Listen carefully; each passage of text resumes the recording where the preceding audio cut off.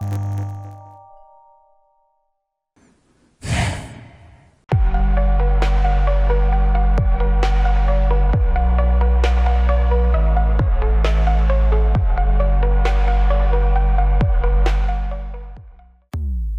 is everyone doing? I hope you're having a great weekend so far. So I wanted to jump on because I saw a really crazy article from China.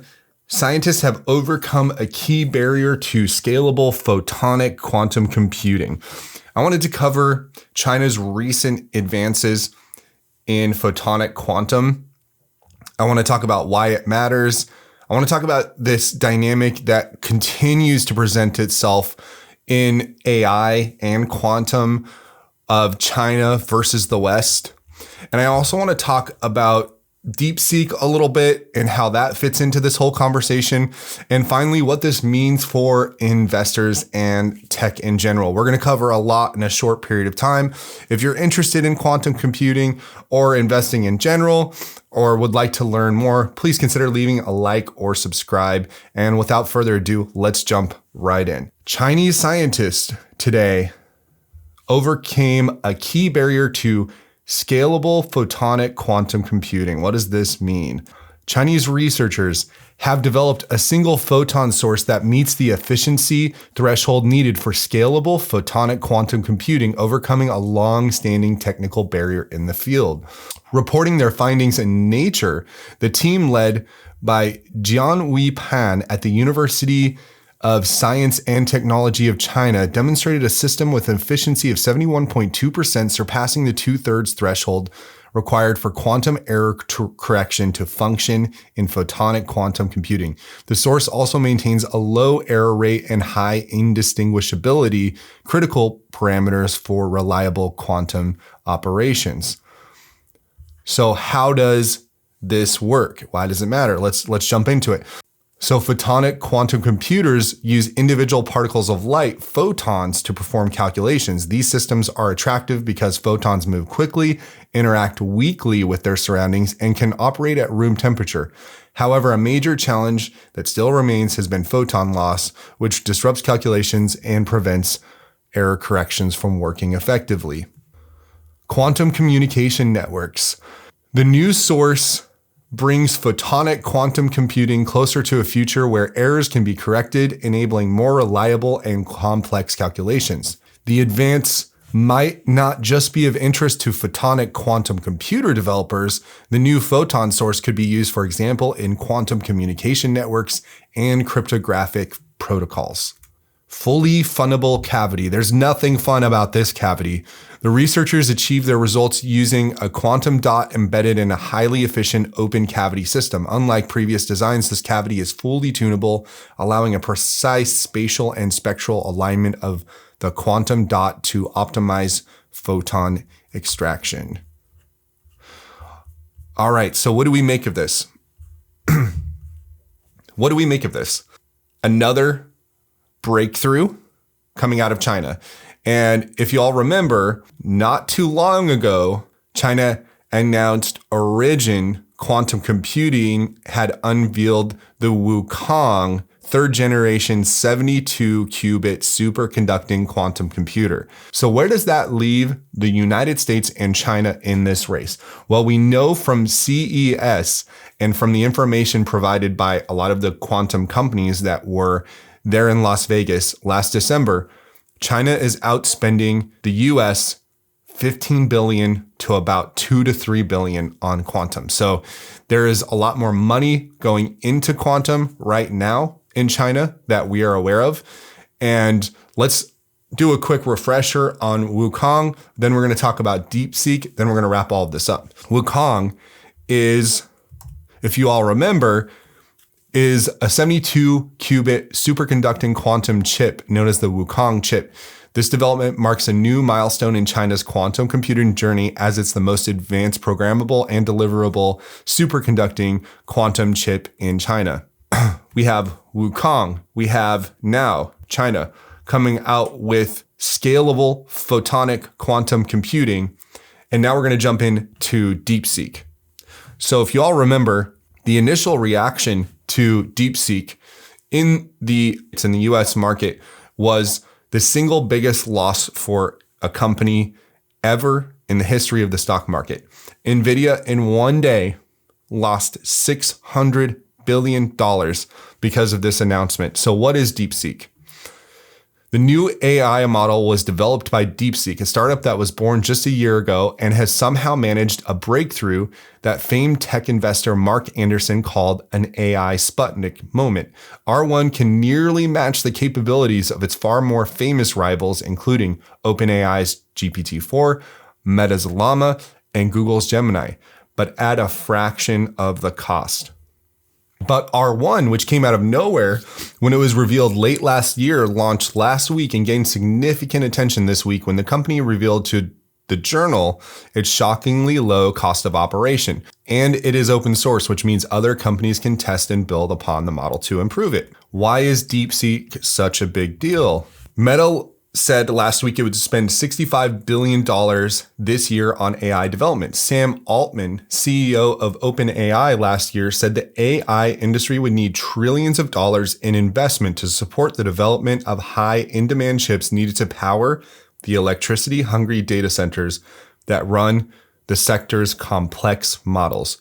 So the notion that similar capabilities as America's most powerful AI models can be achieved for such a small fraction of the cost and on less capable chips represents a sea change in the industry's understanding of how much investment is needed in AI. What do we take from all this? What does this mean for America? Let's dig in.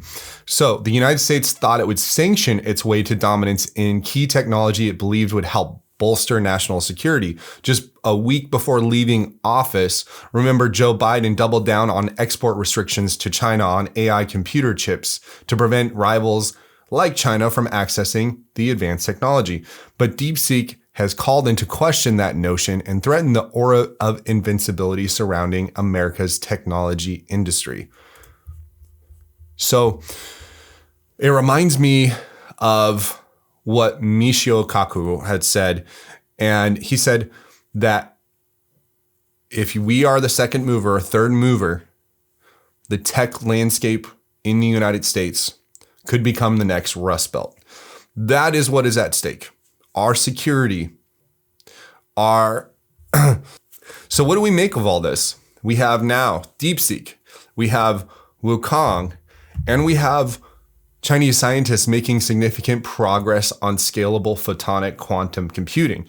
My question is, what is the US doing to stay ahead in this race? And that's assuming that we are even ahead. In fact, if I had to guess, right, because not all of this information is publicly available. Some of this, the government it's secret, right? There's research that's going on where people need to sign non-disclosures, and this is a new disruptive technology, and it will change our understanding of the universe, and it will change the rules that we thought we've always lived by, right? The rules will change as this technology matures. There's so much going on in the US.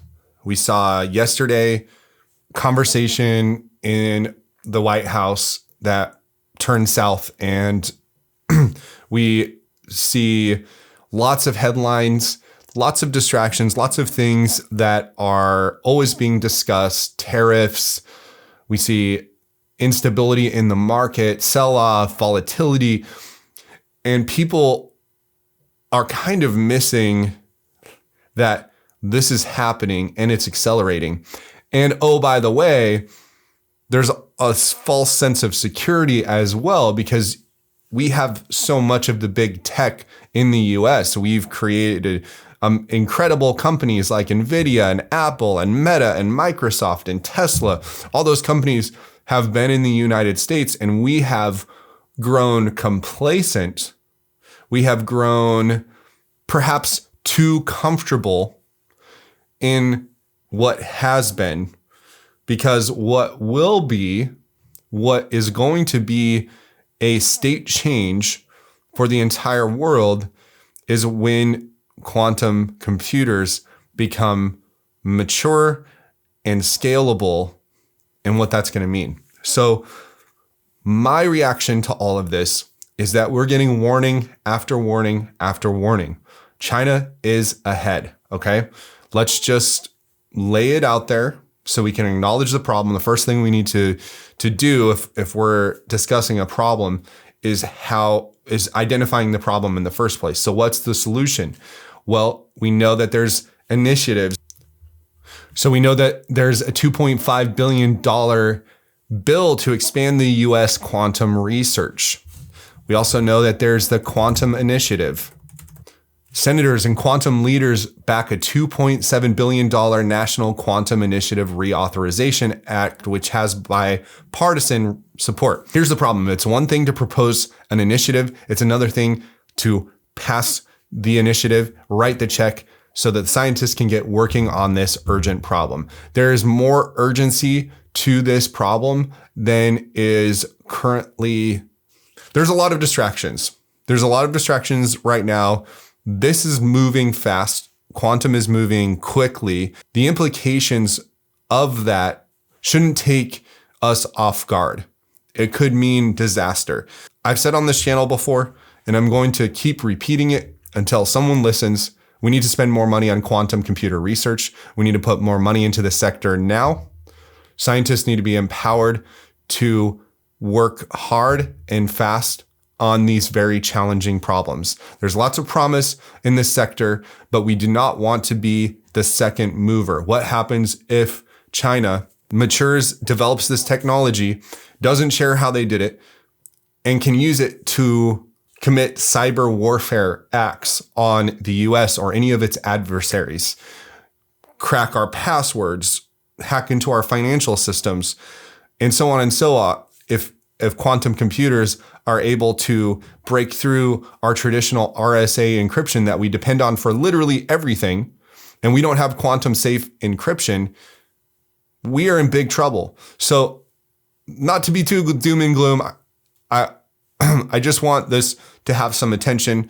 I'm passionate about it.